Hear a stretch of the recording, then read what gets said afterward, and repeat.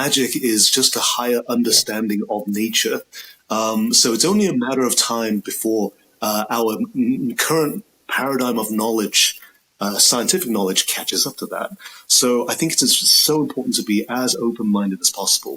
So if I had a sheet of paper and I put a little, and this sheet of paper represents the universe, and I put a little dot on this sheet of paper, which represents what we know, then what's to say there isn't more beyond, And I think it just opens our minds, our hearts to more wonder, and that excites me tremendously. It's that exact pursuit as well that kind of helped me through, I spent many years as part of a sort of religious institution, and again, nothing against, those at all. It just didn't really work for me, where the boundaries were set and the things that I had experienced were told to me as, okay, well, that can't happen. It's bad that you should experience those things. And I previously mentioned about, an out-of-body / near-death experience that I had that completely broke apart the belief system that I was kind of part of at the time. It was only until like my early teenage years that I began to question that and realize actually that I can actually be a good dude if I didn't follow this book. It actually comes from me. It doesn't come from a book or someone else telling me what to do. Good and kindness and love comes from yourself ultimately. The moment I realized that, basically, my perceptions massively increased. I began to research different things. I even began to research different religions. I even, looked into kind of, atheism for a while, because that idea kind of fascinates me. The fact that people go, okay, well, you say you make X, Y, and Z claim. Well, I don't believe you until you present me with some facts, basically. And I completely get that too. But I've spent some time in the in-between experiencing some things that I feel very fortunate to have experienced, that I know, now at this point, it's more common than we realize. And more people seem to be waking up to these new concepts and new experiences. But when actually seeing my dead friend in front of me a few hours after she died, and I wasn't on any drugs, I wasn't drinking, full sunlight, and it was just like, whoa, and she's gone. And then, of course, what happens is everything we're taught falls in, and I did think, I'm hallucinating. Can you see how society tells us we're hallucinating? And I knew I wasn't hallucinating. I knew what I saw. Everything else was normal. And I had to rely on that. But all the outside stuff is so intense that you do end up believing that you're going crazy. And you're not, because what you've seen is real. And it took me on that journey where, in the end, I got the confirmation that I knew what I saw was real. So it was that one thing. And it happened years before, when I'd seen spirit of a friend who had died. And it was literally 3, 2, 1, and he's gone. But in that moment, or those few seconds, everything about them, the details were super sharp. And when you see it, even though you know you've seen it and you're not hallucinating, you will second guess. And I think this is a problem, Kieran. Maybe John will agree with this. It's because we're so conditioned from birth, aren't we, that those things can't happen. There must be something wrong with you if those things are happening, when in actual fact they're not. And what I found from the book was they're happening a lot. So a lot of people are seeing these things, and they keep quiet. They don't want to talk about it because of people's reactions. So they might tell somebody once or twice, but I got the eye roll, especially, like, oh God, sort of thing. You don't want to talk about that. So when you can sit and talk about it with people that are going to go, yeah, I believe you, that's so liberating. Yeah. So seeing my best friend after she died. What advice do you have to those who are encountering anything unusual, basically? Like, what would you say to them if they were struggling with kind of what they're trying to get their head around ultimately? I would say, if do you mean on a paranormal perspective, Yeah, or? you said the name of the podcast. That's amazing. I wasn't even planned. Yes, sorry. So I think it's like, I think if anyone's going through anything I will use the term supernatural, but if anyone is going through anything Yeah. otherworldly, should we say, my advice would always be to be as pragmatic as possible. It's like, one, accept what you have witnessed, or two, what are the circumstances? Three, what is the context? What is your frame of mind, frame of being at the time? And I'd also say, hey, document that as well, and speak to people about that. Have you seen something similar in this at this time? Is this something that happens at a regular time interval, at a specific time? And if it is, let's test that. Let's see. Let's see if we can recreate the conditions of what I saw. And when we recreate the conditions of something, we tend to resonate on a level where we vibrate on a level that might attract that similar kind of experience to happen again. But I think it's important to be as open-minded as possible and not to shut down anyone who's going through something like that also. So if someone says to me, as something as, I'd say, crazy as, I got abducted last night. Okay, tell me everything. Because obviously you will tell me that if you're quite shaken. I am never going to devalue your experience, whether it is real, tangible, or is something that you have gone through. Maybe you had a really bad dream, or doesn't matter. Let's talk about it, because I think when we think things, our bodies go through what it is that we're thinking about. Our bodies go through that already. So if I think about a memory, like when I was on holiday, for instance, my body is actually imagining, remembering that, going through, my body can feel the sun on my skin. I can feel the sea on my feet. So that's a pretty holographic experience, but it's real. So if someone is going through something like that, then physiologically, mentally, they're already there. Physiologically, they're going through that same thing when they're telling you the same story. So I think it's so important just to listen. And if we can listen to other people, then we can also listen to ourselves and accept that this experience is happening. So I think it's so important to be pragmatic about this and not tell ourselves, I'm going crazy. I'm seeing something. I think acceptance is very important. Okay, and it's just gauging the context, the circumstances of that. Maybe you might have been under the influence of something, but that doesn't mean what you experienced wasn't real. So let's talk about that. And I think that these are conversations that we need to start having more with people, because certainly I know people who would claim to be atheists. And it's like, okay, that's fine. But then when they tell me, but I know I'm an atheist, however, what I saw, I can only describe it as some kind of apparition or some kind of orb that I saw. And the temperature in the room dropped. I got very cold. And I'm like, okay, let's talk about this. Let's talk about this, because this is fascinating. This is an experience that you've gone through. And the worst thing that anyone can do is to say, you're imagining it. This is not real. So I think we need to be very open with ourselves and with each other. Okay, so for me, being a medium, I believe that we are the natural channels and the voice for those that can't speak to their loved ones anymore. Really, we are the ones that can see, hear, feel, and almost become that loved one, to bring that total connection and belief system and understanding that life does continue and that they walk beside us every day. So much pain in life kind of does come from the fact that we're kind of taught that life just ends and that's it. It's almost like, we're given just one life. When you die, that's it. And when your friends or family kind of, part ways, you're told that essentially you never see them again, and that's that.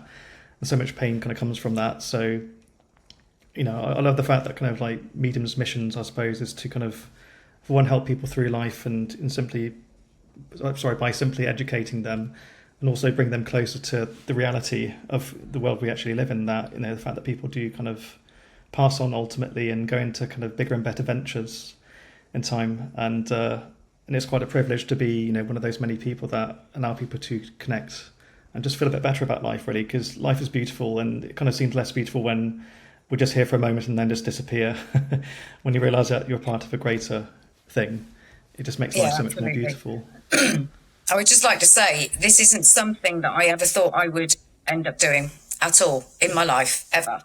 And I think that most natural mediums also feel the same way. It's not a career choice, really. It's not something that you decide you've got a passion for from a young age, or you've got an interest in, because 9 times out of 10, we don't learn about this until much later on in our lives.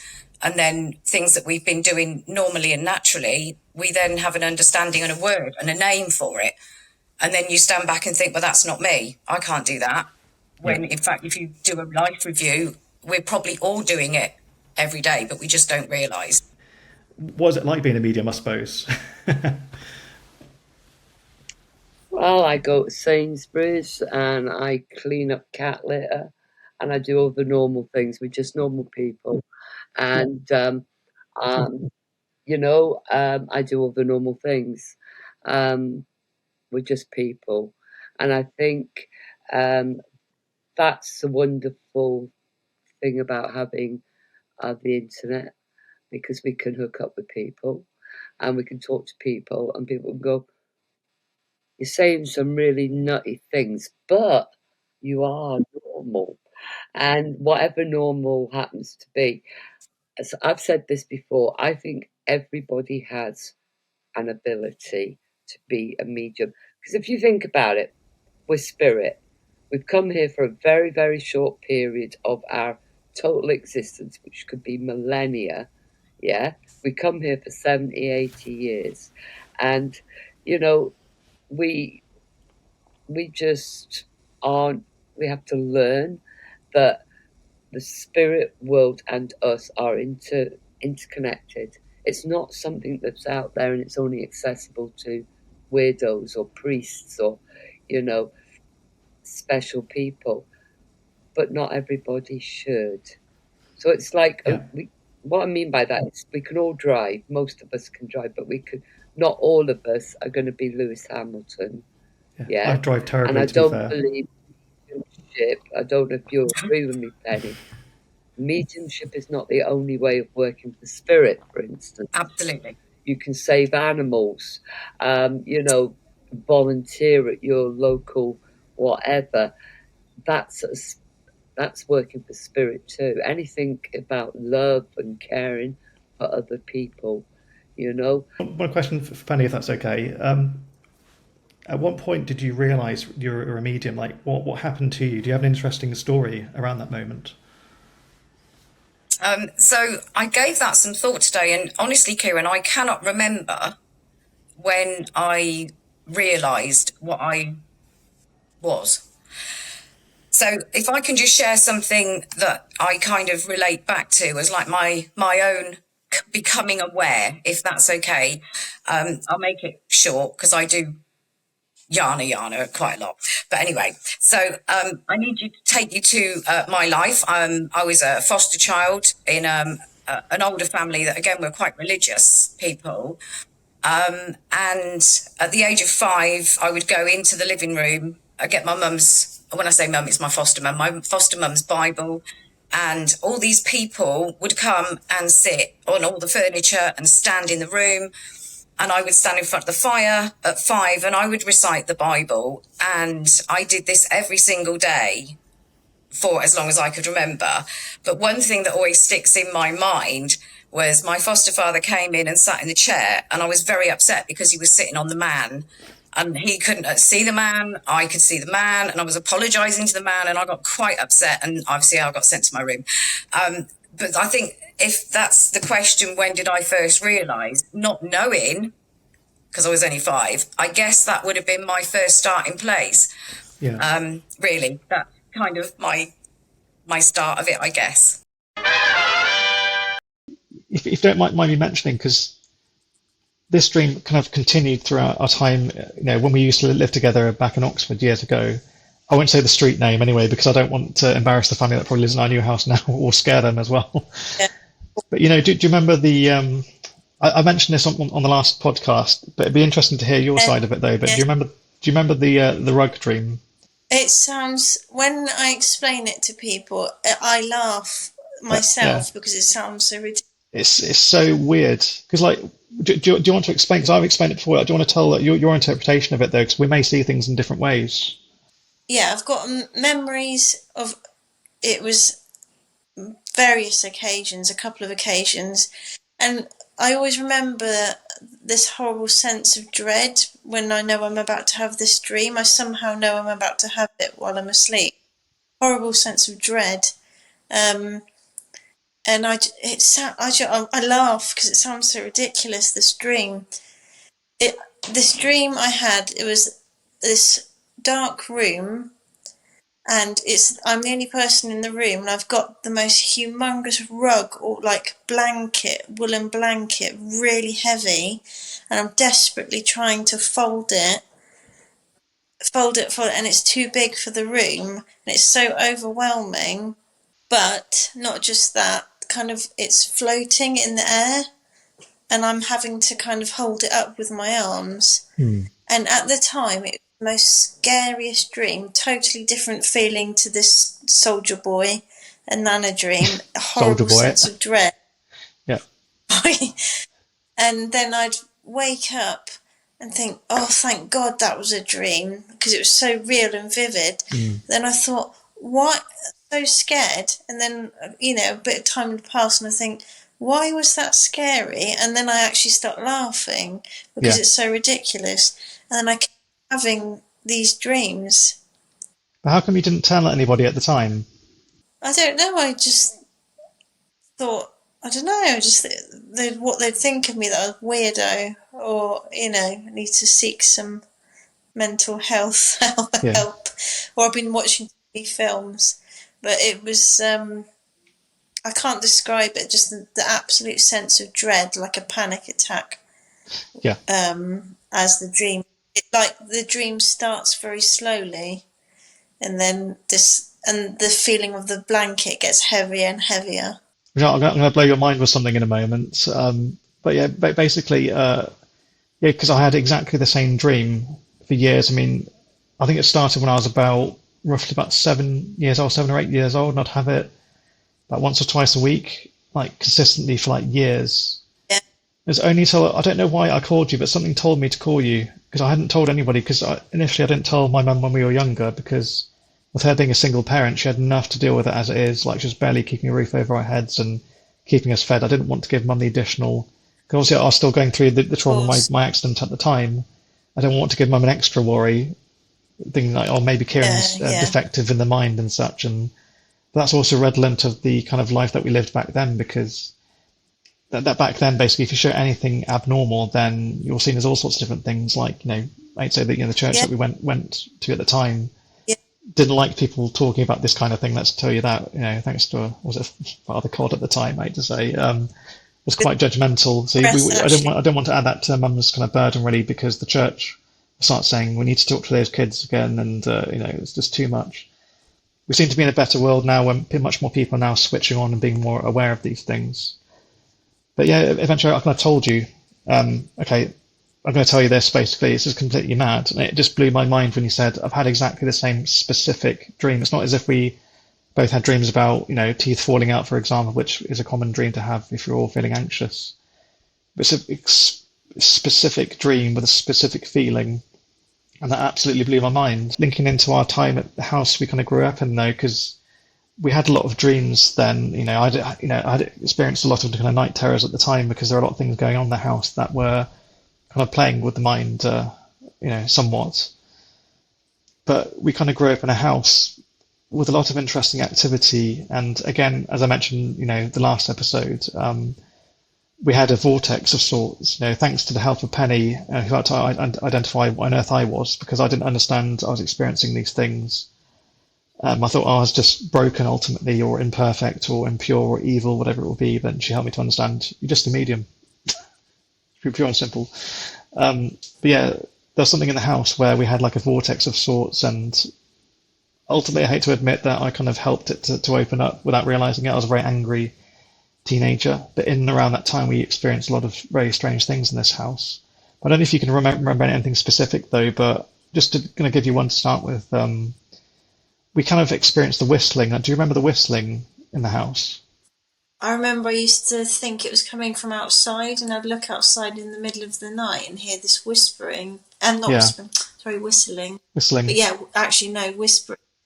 I remember in your last podcast you were saying about the voices that we could hear, and it sounded like a party, very Yeah. muffled. Did you hear that? I heard it all the time, and it was usually around the same time as that blanket dream. Interesting. I wonder if they're related. Maybe, but it always used to be that sense of dread. I remember as a child when I could hear the kind of people talking, that the dream would come soon after. So it was kind of that horrible sense of dread. Oh, I didn't Um, realize you made that link as well. That's it was, interesting. yeah, it was, and it just sounded like a group of people talking, lots of people, but it was quite muffled, like it was downstairs. Yes. Um, But our mum didn't hear it, did she? Did she ever mention it? no, she didn't. I think there's a couple of occasions where it scared me, and I went into her bedroom, and she probably just thought, "Oh, you're having a bad dream," or. Yeah. But no, I do remember that. I didn't like that house at all. I always have fond memories of the house because, yeah, like me, you and mum had a good laugh over these years. A lot of good things happened, but there's something in the house. And that's what I always felt like. The moment we arrived in the house, I felt relieved because, previously we lost our home. But still moving into kind of this property meant that we had somewhere to stay and we were safe and, we could just start a life again and everything was okay. And, luckily enough, we had a lovely neighbour next door to us. It was a beautiful place as well. We could see the whole view of Oxford, like, the dreaming spires from like our bedrooms, like schools were nearby. It was in a good place. Like the place itself is a bit of a dump now, I hate to say, but it was back in the good days where it was being looked after and all the lovely neighbours were there and everybody was getting along and it was wonderful.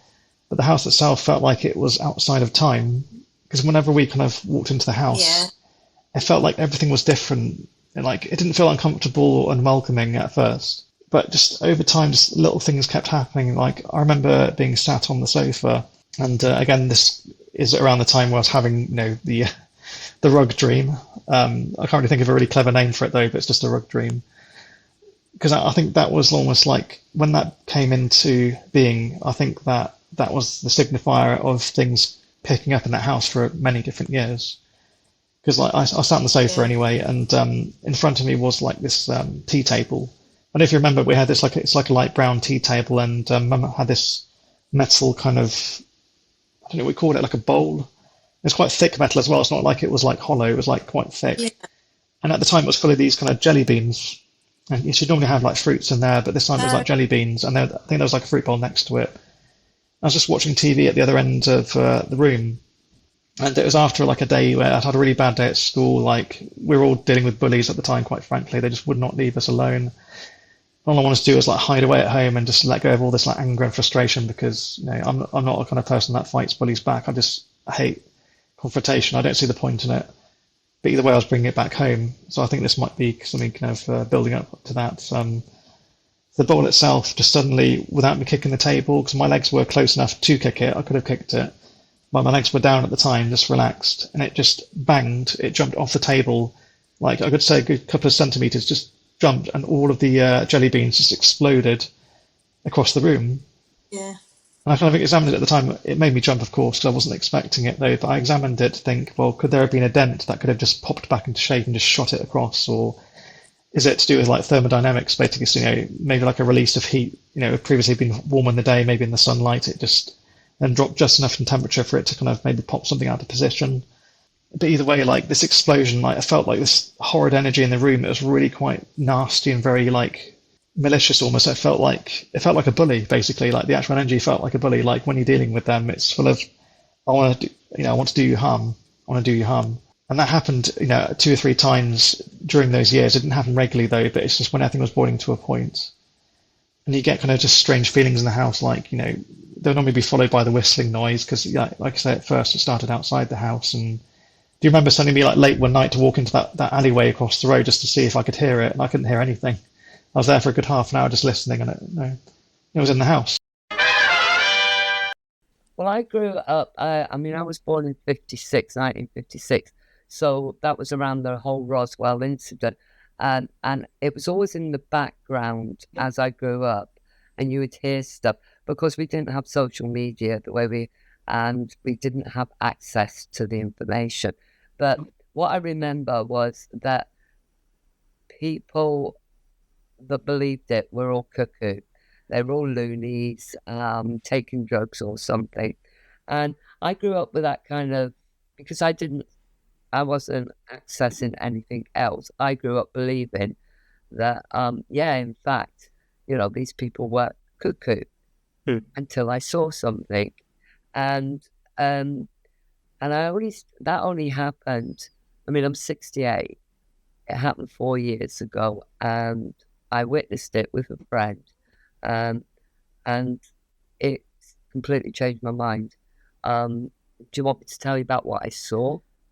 Oh, you have to now. It has to happen. I'm intrigued. I'm so glad you said that. So luckily I had a friend here, and we're sitting smoking cigarettes and drinking tea, because that's what we do, and talking about people. And it was a bright sunny day. I think it was around this time of the year. And I was sitting over there on the sofa, and he was sitting on the chair, and we're just chatting. My viewpoint, I can see right out into my garden. I can see all of my garden. I can see the houses beyond the garden. And there's two buildings over there. And if you imagine the apex of the house there and the other apex of the other house, there's a space in between. Yeah, probably get a couple of double-decker buses in that space. And something came between the apexes of the two houses at the pinnacle, the top of it. And I said to him, "What the is that?" And he said, "What?" And I said, "What is that in our sky, John?" And he jumped up and he looked up and he went, and there was a lot of expletives, which I won't use, like, "What the bleep is that? My God, where?" But so we went to the back door. I have a great big window here and then a door, and it's all glass. So I never lost sight of it at all. We went out, got our phones out, and it came through, and it was like so it was a disc that was on its side, like that. Yeah, not like that. It was like that. And it was coming through the two apexes. It shone. So I think it was shining because the west is there and the sun was coming in. It looked shiny, and it had something in the middle here, and it came. Sorry, I'll get the cameras there, and it came through, and then we by now are in the garden looking up at it, so it's above us, totally silent, absolutely silent.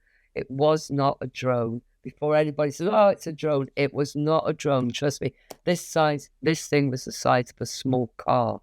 Disclosure at the moment is ultimately, disclose to, thinking about the word itself, it's to reveal, it's to uncover, it's to, show something that previously wasn't seen. So disclosure is a movement of many different individuals, whether they're, military professionals, scientists, doctors, and a lot of these people have had kind of first-hand experience, whether they're kind of active in duty or assisting other people. Some of them are even psychologists that have started out uncovering memories from patients to then have their own experiences, all sorts of different things. And now disclosure is kind of happening because a lot of these people are now speaking out, because they're saying kind of enough's enough now, because from our point of view, we see it as a danger, because if we're patrolling the skies and flying from A to B and so on, and more of these pilots are seeing things, shouldn't they be made aware of these? Because they're trained to deal with certain situations up in the air. Let's say they encounter something that far outmasters their technology by thousands of years, is able to travel thousands of miles and back again in literally a nanosecond. that's going to be quite scary and quite dangerous and very hard to maneuver should it come towards you. So this whole disclosure movement is basically like people trying to say to the government, hey, look, we're aware that you're aware of this now, and we know that for a long time you've known about this, and you've been actively not just simply researching and studying these things, you've been recovering certain technologies from things that have fallen from the sky, and I've been trying to learn, essentially reverse engineer certain technologies. This is kind of what I've learned so far. Again, I can't validate if that's true or not. It's just what I've learned so far. But I have a feeling it's going in a certain direction, but happy to be proved wrong if needed. But either way, they're saying that this technology could revolutionize the way that humans live currently. So there's technology there to create an abundance of energy from nothing, from literally resonant energy. And if anybody's interested, if you look up the 0 point energy theory and the devices created which are able to ultimately draw energy from localized assets, as in having no fuel and having no negative output, just simply gathering energy from the particles which bind our particles into existence. So that's kind of part of one discovery. Also, supposedly, they've discovered things which allow people to control gravity. So the idea that we can have, safer aircraft, for one. And also, things even beyond that, trying to understand, okay, well, why are these things visiting? What do they have to teach us? What do we have to teach them? Interesting conversations around that, though. There are theories that, simply they're studying us. There are theories that say that we could be part of their experiment, that we're genetically related to those visiting. It could be that there are evidence of alternate realities, dimensions where people can hop from one dimension to another. I think some ghosts are actually people who don't know they're dead, or they're so materialistic they can't move away from the earth plane. I mean, I'll take I can quite imagine when my dad he went into hospital, had an operation, didn't come round, found himself on the other side. I'm sure he would not have been able to comprehend that he was dead, because he'd always been brought up that dead is, that's it, you're out. So I imagine he would have had a hard time adapting or understanding where he was. And I think some ghosts are actually people who can't get their head around that they're dead, so they cling to the physical. Yeah, that they will move on eventually. I certainly think, that they somehow they're still attached. Or they're scared of going over for some religious reason, or dogma, or we've got a weird looking woman who woke me from a sleep and was asking me to go with her. And I could hear lots of chattering. I couldn't see anybody else, but I could hear lots of chattering.